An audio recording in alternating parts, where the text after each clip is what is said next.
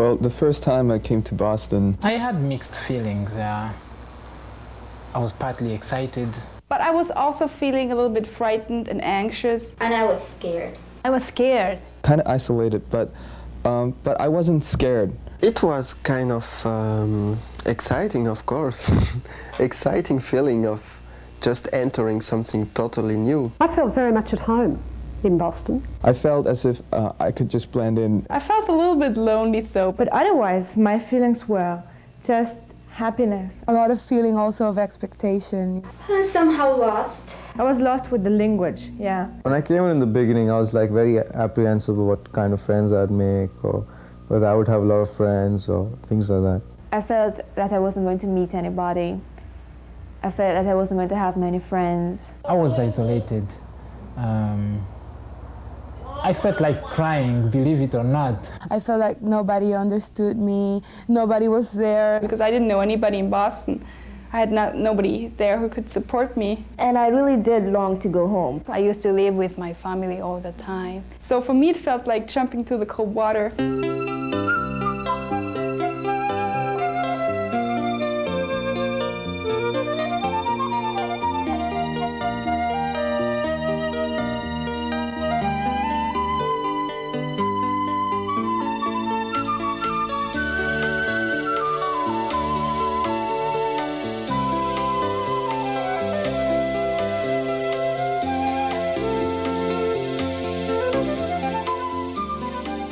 My first week was like a dream, really.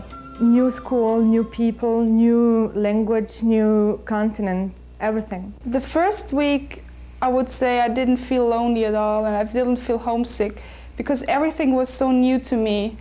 Everything was kind of exciting. At first I came, I was very, very confident. Probably too confident. Yeah, I was just observing people, you know, how they behave, like in the sense. I knew that it's going to be very different. I was coped with many kind of difficulties with doing papers, getting my money which was supposed to be wired from France and it was delayed, etc. I had a lot of practical details that had to be solved when I came here, and that was not easy. I was lost. I was lost. You know, the system here is so different from the system at home. Confused. There's no way you can avoid being confused. Yeah, the abbreviations drove me crazy.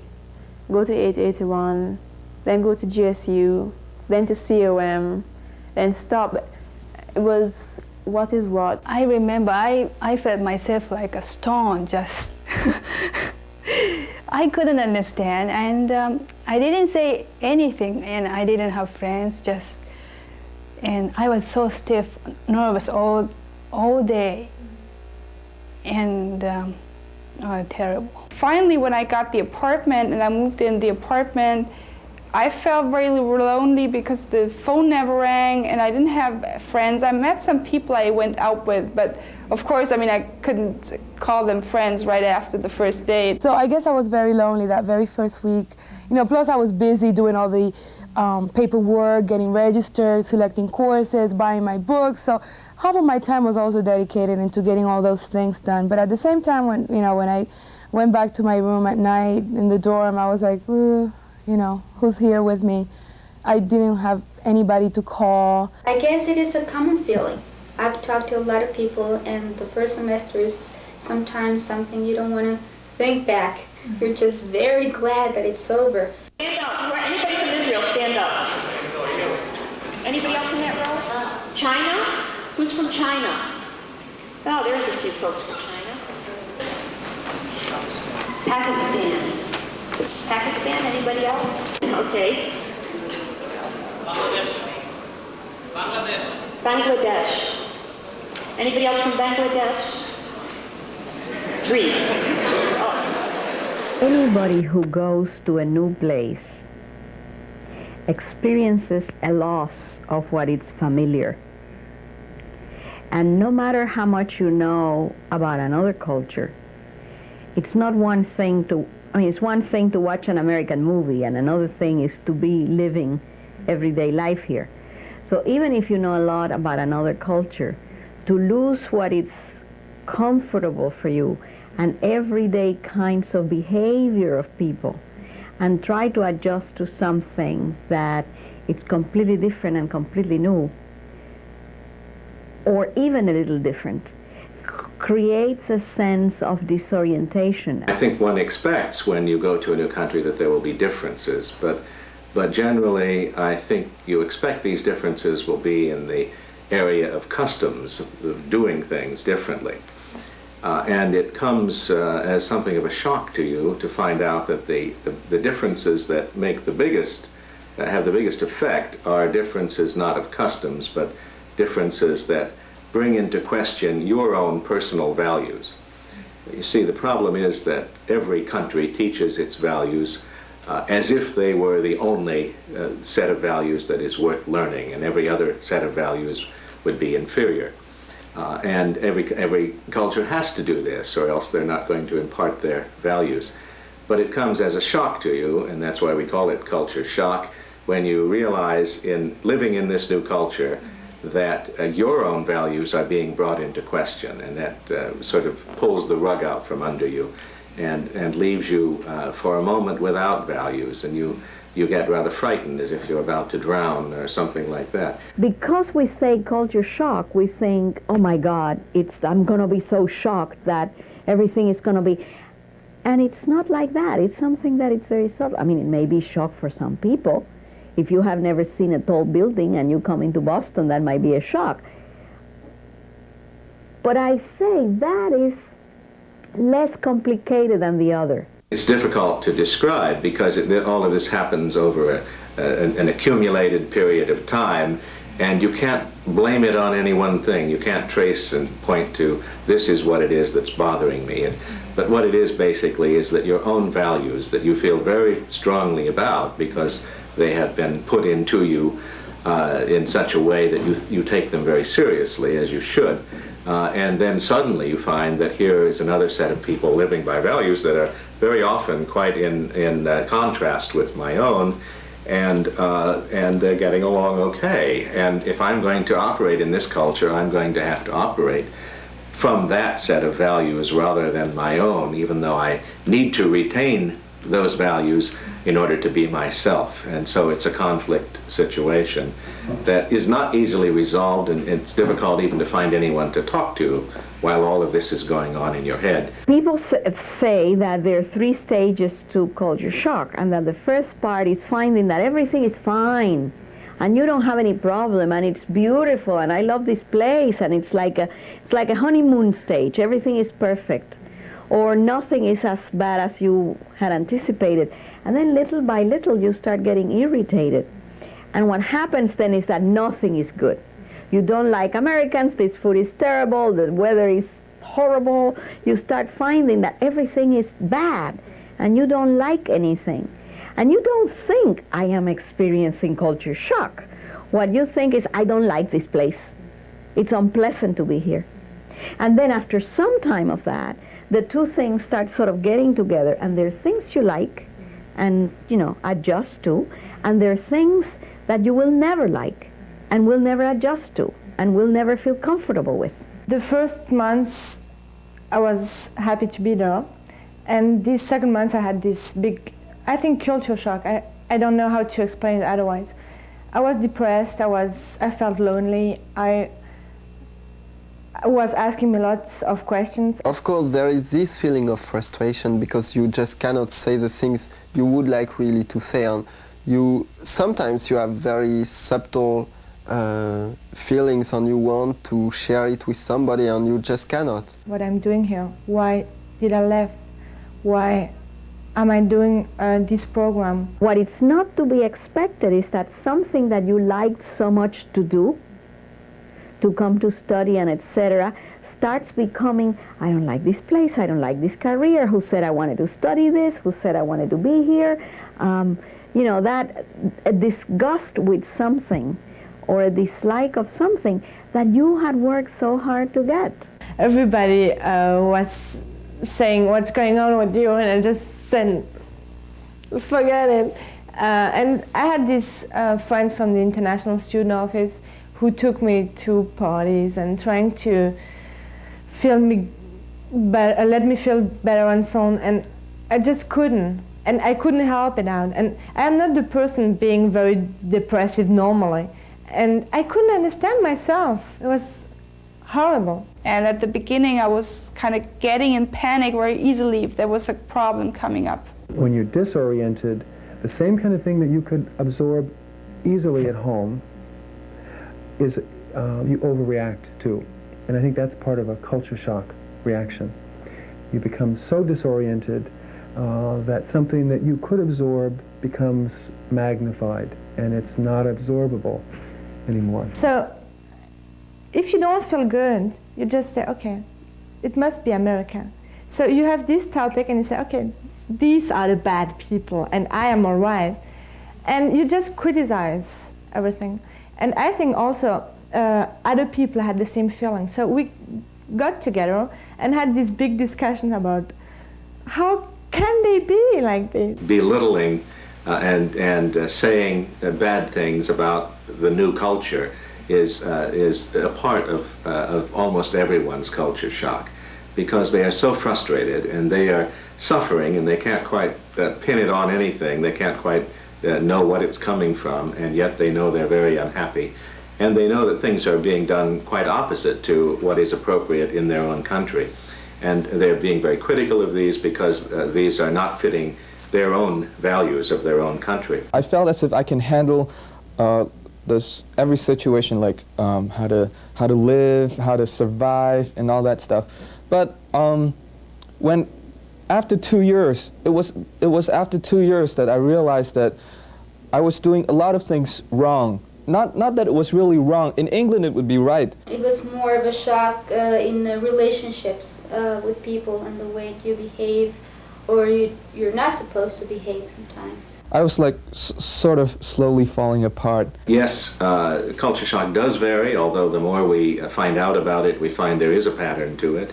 And generally there is what we call a double dip, that you experience a smaller dose of it at first, and then later on the real deep dip hits most people. The most common predictor of someone who will have trouble is the person who denies that there is cultural adjustment, that there is cultural shock, or that there's any need to even be aware of going through this process of change. Those people who deny it are the ones who have the toughest time.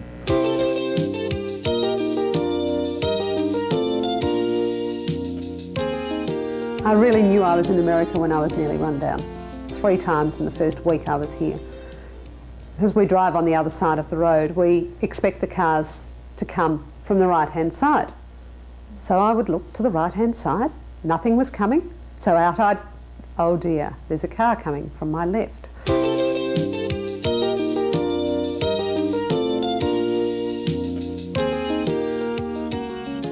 Americans can be so critical. They're very blunt. They'll just say whatever is on their mind. To me, in certain moments, they're rude, comparing to our standards back home. What is considered to be a good value in one culture is absolutely a bad value in another culture.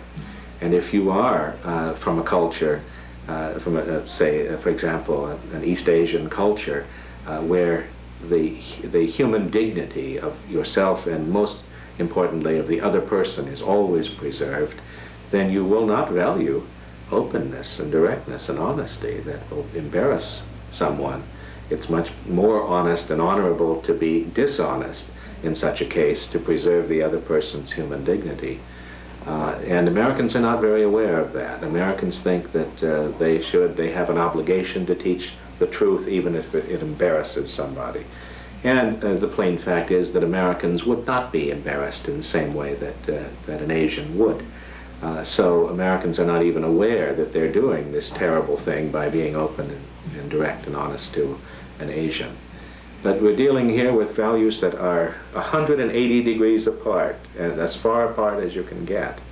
And I think that probably if you lived in the United States for all of your life, you would never get to the point where you would insult someone publicly just to be honest and open.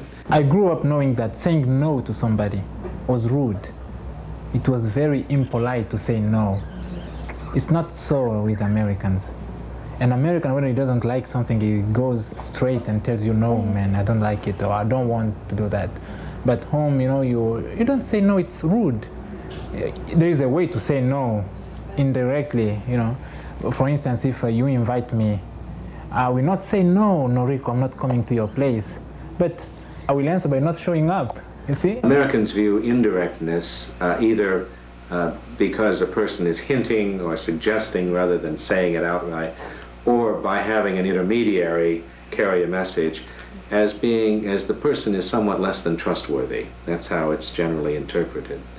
I think the reason for that is that there's a feeling that if you have nothing to hide, then you'll be totally open. If you have nothing that you are ashamed of, then you will be a natural and open person in your dealings.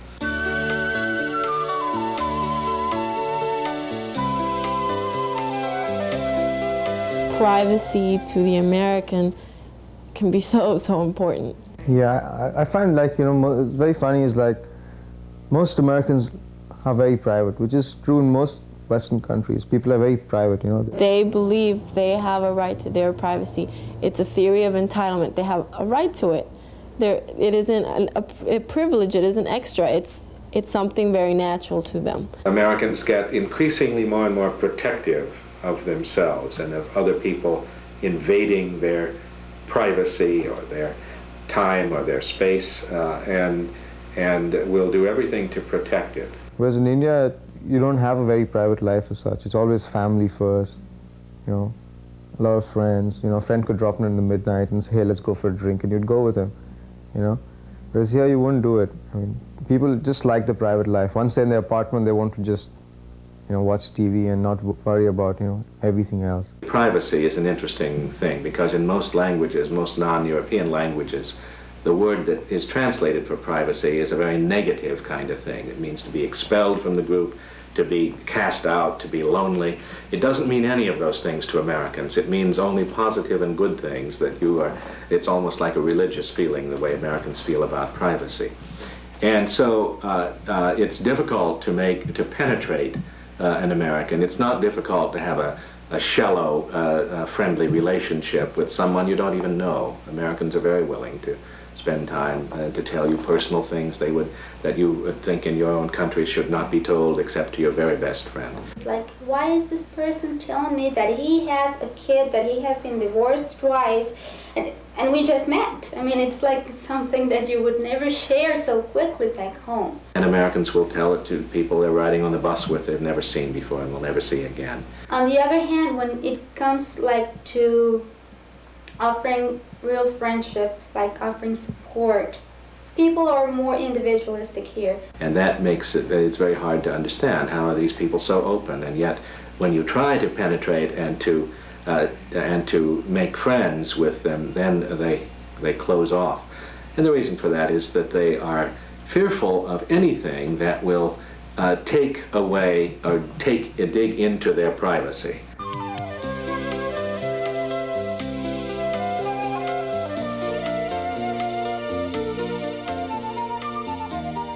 Time management is another big, you know, term in this country. I had an appointment with my advisor at 4:30.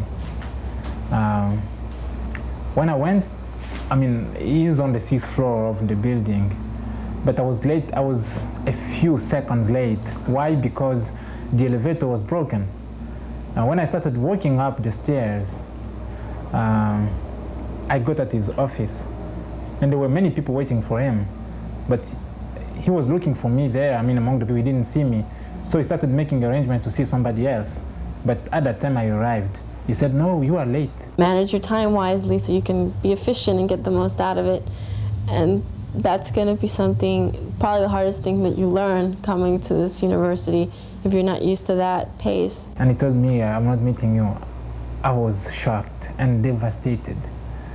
At first I thought he didn't like me, but you know, I realized that it was my fault. You have to be there on time. Keeping in mind all of the time that the most precious thing that an American has is time.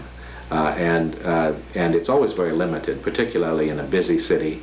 Life is very complex and very busy, and most Americans who who want to have some time by themselves have a hard time finding enough time to do that already without too many more obligations.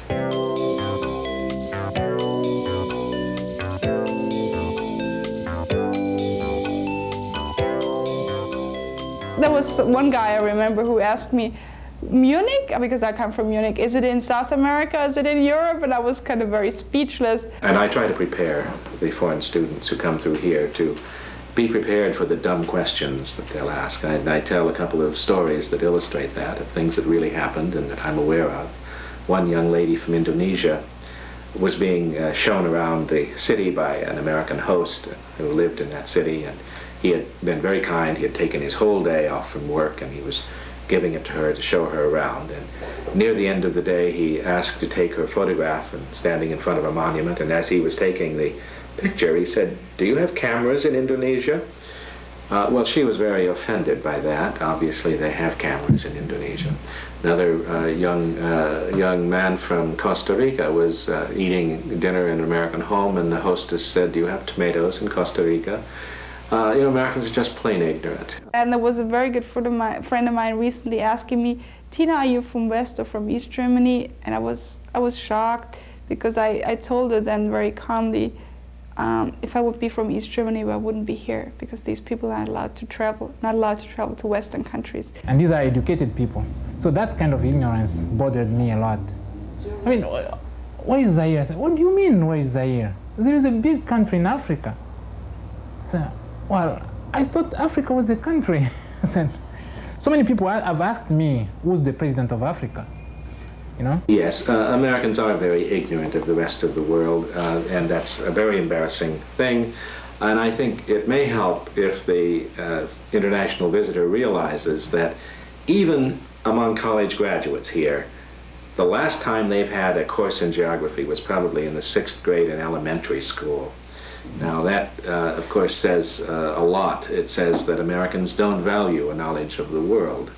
Americans think that everything important is going on here, or with our involvement. So, you know, that's a very ignorant attitude, and a very narrow-minded attitude.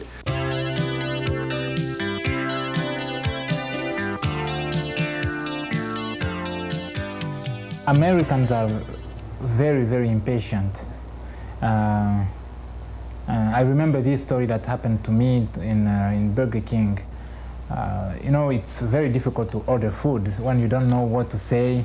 But fortunately enough, in Burger King, the menu is behind you. So I was reading there, and I knew what a cheeseburger was. And I said, okay, can I have a cheeseburger and a Coke? And, you know, punching the machine and so on. And then when I finished ordering, she asked me, for here to go? I said, for here to go. I didn't get it at first because she said it very quickly. And I said, pardon me? She said, for here to go. I said, well, seemed not to understand. When she saw that I was in trouble understanding what she was saying, she said it slowly. She said, for here or to go, which I understood, but I didn't get the meaning. I said, for here or to go, what does she mean? And you know, I was lost. I really looked lost because I didn't know what she was saying. And then, you know, she became very impatient and annoyed that I didn't understand what she was saying. She said, who's next?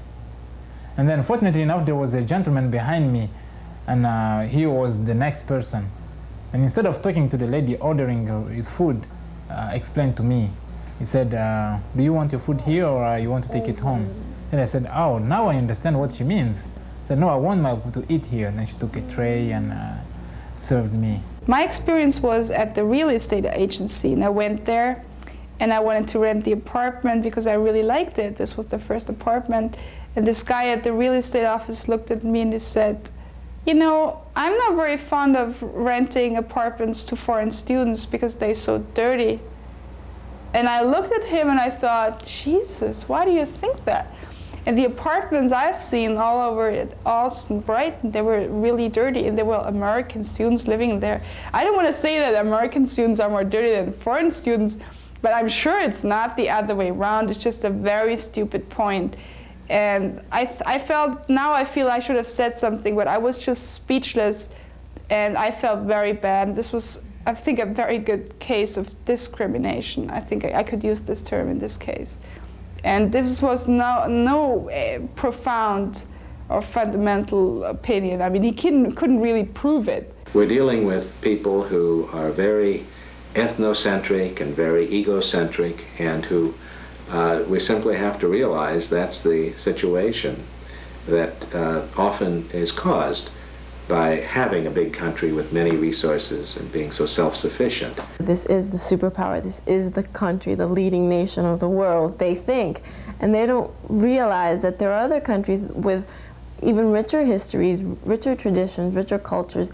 And instead of looking at things as, you know, equal and things to be studied, they look down upon them.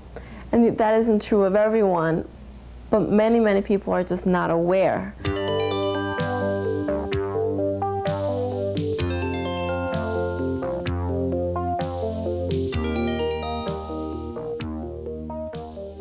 I had these problems at the beginning where the people were saying, "Hi, how are you?" And I said, I felt good, I felt bad, I felt whatever. And the people just didn't listen to me.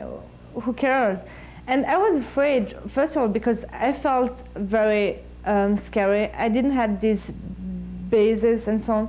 So I thought the people have something against me. And what did I do wrong and so on? Hi, how are you? And the second person passes and says, hi, how are you? It's like, why are you responding to my question with the same question? And they don't even wait for a response. Hi, how are you? And that's it. I mean, something like that said to me, this isn't very, friendships seem too systematic rather than real. That was one thing that struck me, and that was very disillusioning for me. We don't say, I'm fine, generally. We just pass it off like that. And most people find that very superficial, find it very difficult to live with. Like, you know, you walk down the streets, you see someone, "Hi, George, how are you? Have a good weekend. I'll see you later. I'll call you."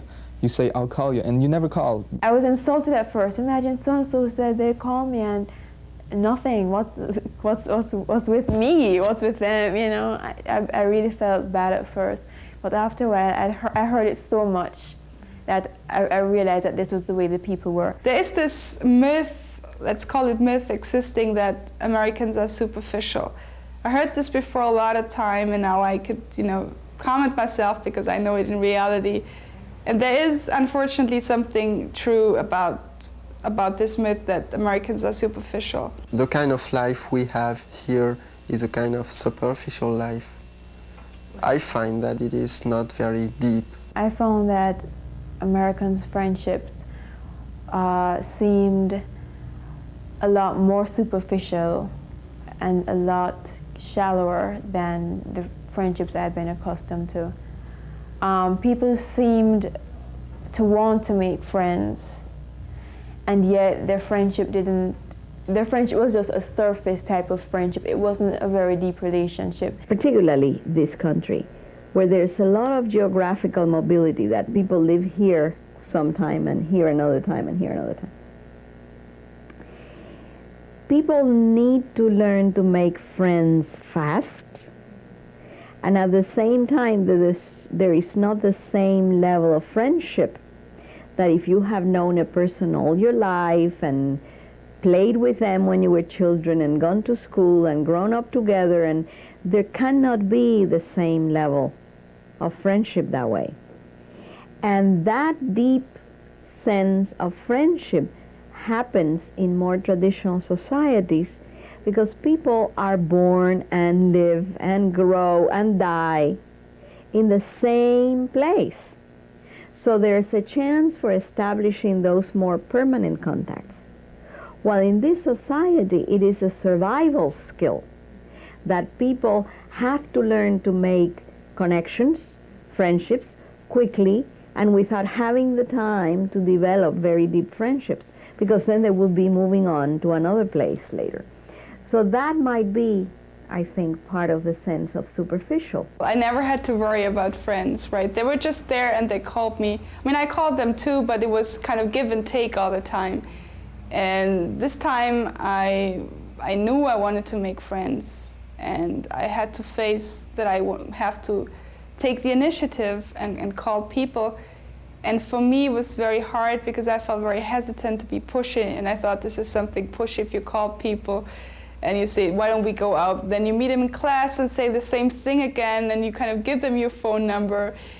And I got some response. They were not really rude or unpolite or something, but I really didn't know whether they liked me or whether there was something different. So one night I found out that a lot of people of my class went out and they didn't call me, although a lot of people had my phone number. And there was one girl I was a little bit closer to, and the next time I saw her, I said, I thought I better open up, and I said, I'm very disappointed that you didn't call me. Is there something you don't like with me, or why didn't you call me? And she was kind of shocked and said, oh, Tina, I'm sorry, we just didn't think about it. And I think this explains a lot for me with Americans, that they don't think about foreigners, wherever they come from, that they have problems getting to know people, that they need friends.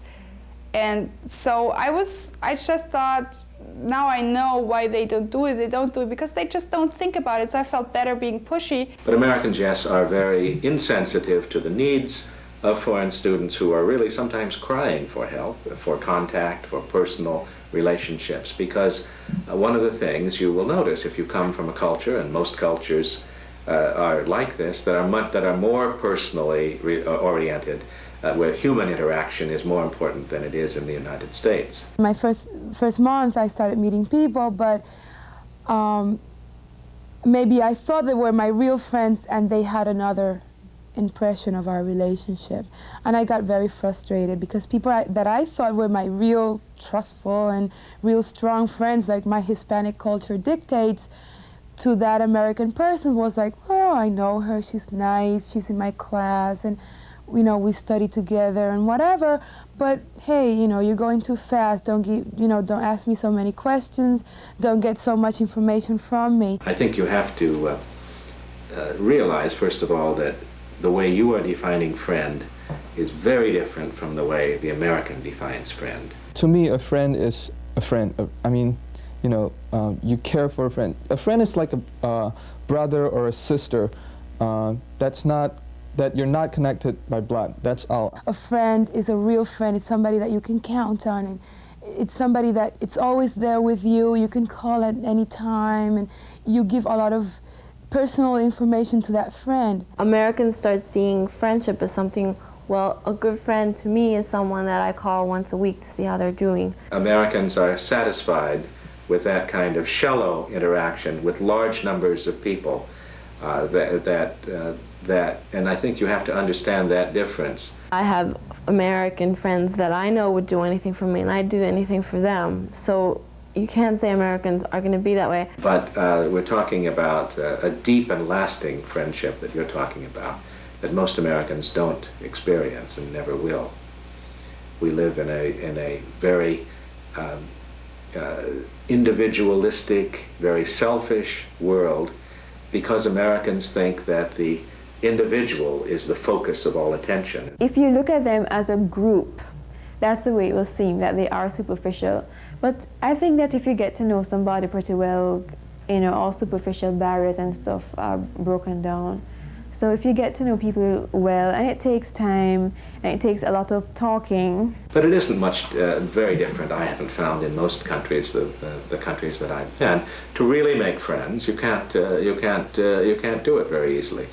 Because everyone already has a set of friends and a set of obligations, and they can't really take on too much more.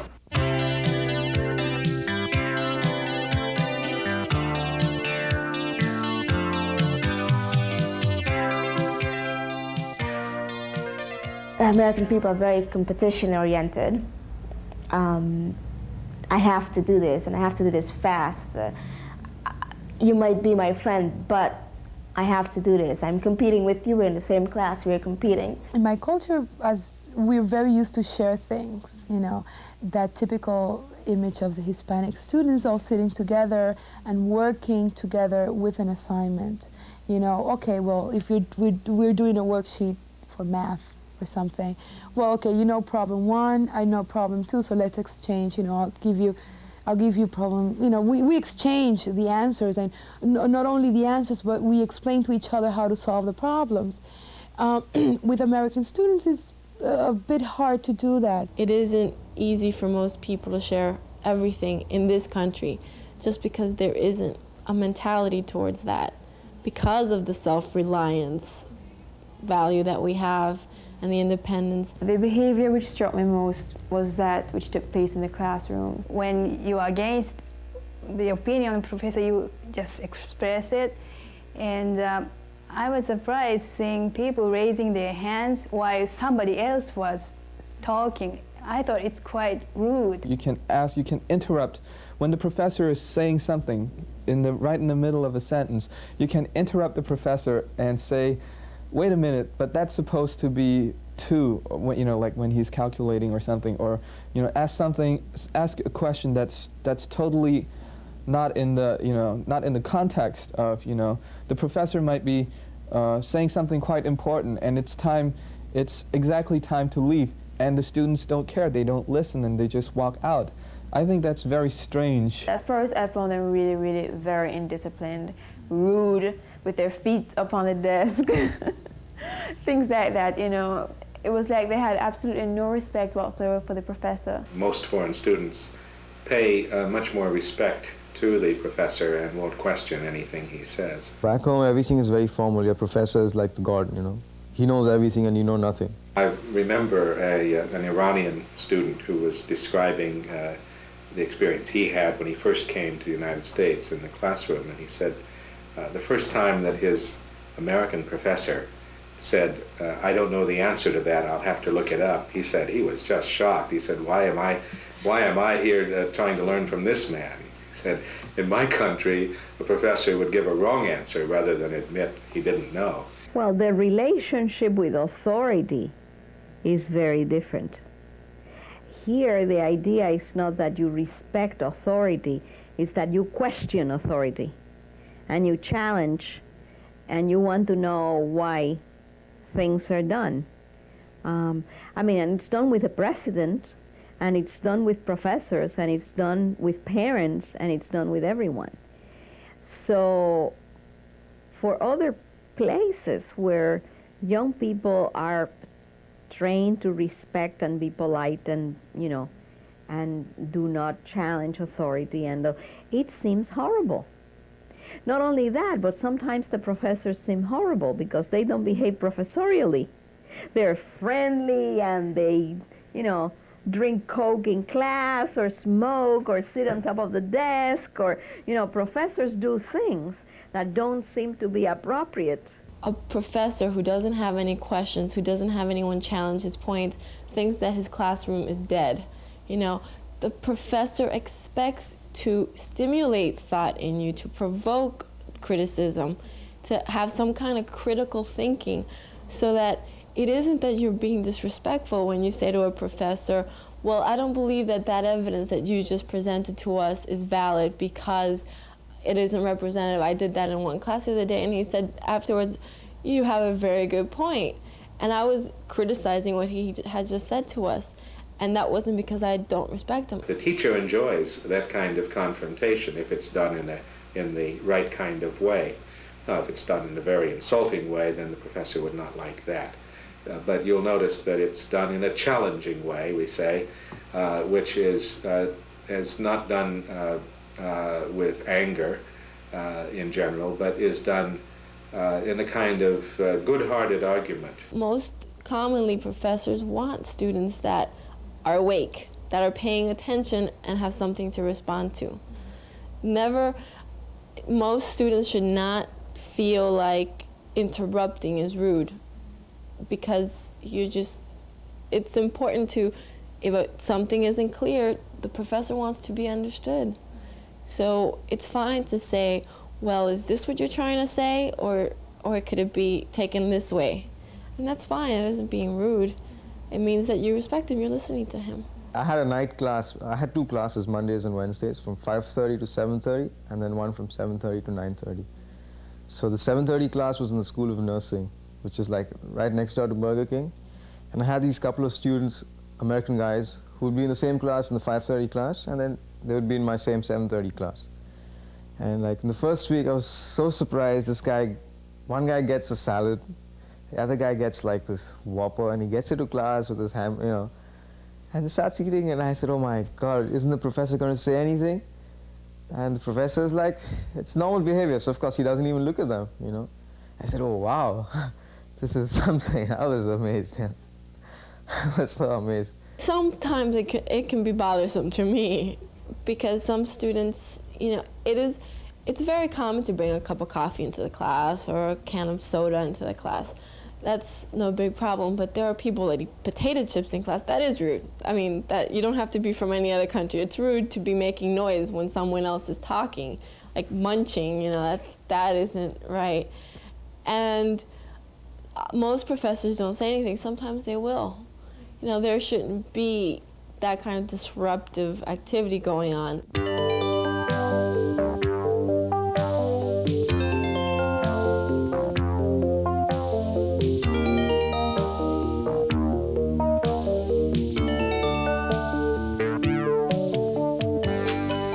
Coming into a new school, a big school, a foreign country, a new way of life, I think it's perfectly normal that you don't feel quite at home the minute you step off the plane.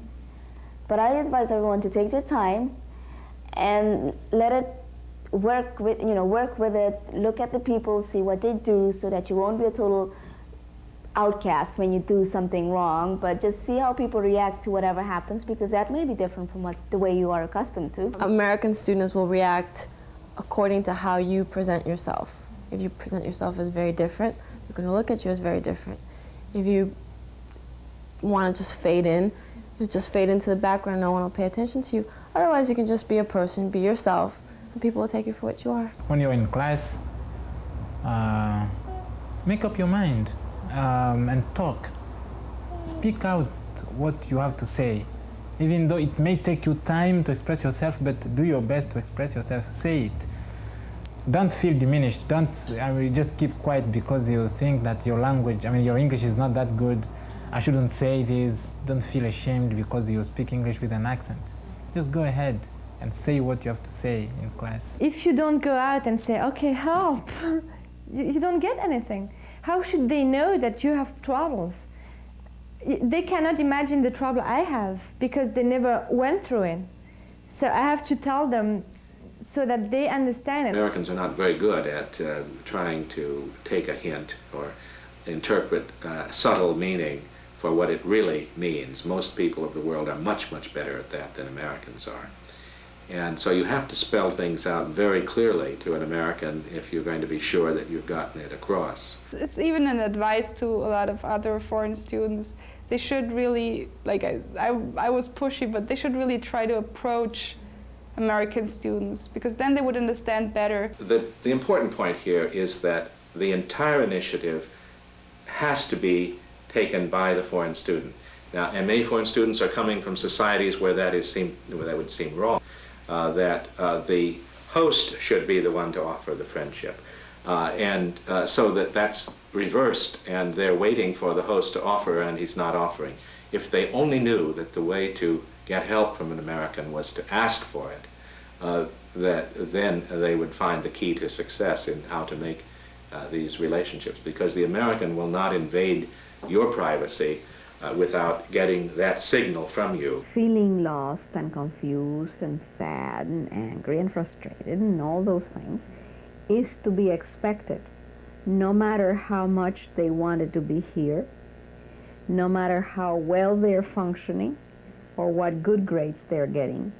They're going to feel some of these things anyway, because those are part of the process of adjustment. So I think it's good to know that it's going to happen. It's good to know that other people have lived through it, and that all you have to do is spend enough time, really, to live through it.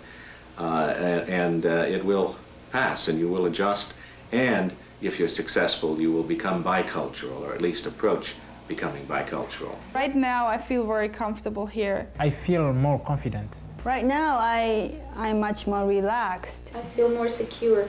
about my environment. Right now I know I'm very well settled. If I had to spend the next 5 years in America, I'd have no problems. The whole experience is an experience, first of all. I mean, you learn a lot, first of all, about yourself. And I think it's very interesting. It's tough, very tough. But now, I can handle it. There are a couple of things I'm still not used to, but facing them doesn't seem that difficult now, you know, having come through all of that. I think the main difference is that now I know what to expect, and I know what people expect from me. There's still so many things I don't know, but the basic things are kind of settled, and this is important for me because I think I'm a conservative person, so I need some stability, and that's what I have now. I have a frame of my life. I feel happy. I felt very, very happy. And I cannot believe it, because 4 months ago I was crying in the same room here and saying, what I'm doing here. I feel happy. I'm glad here. I feel great. This is great. I feel a lot more confident. I feel happier. I've made friends.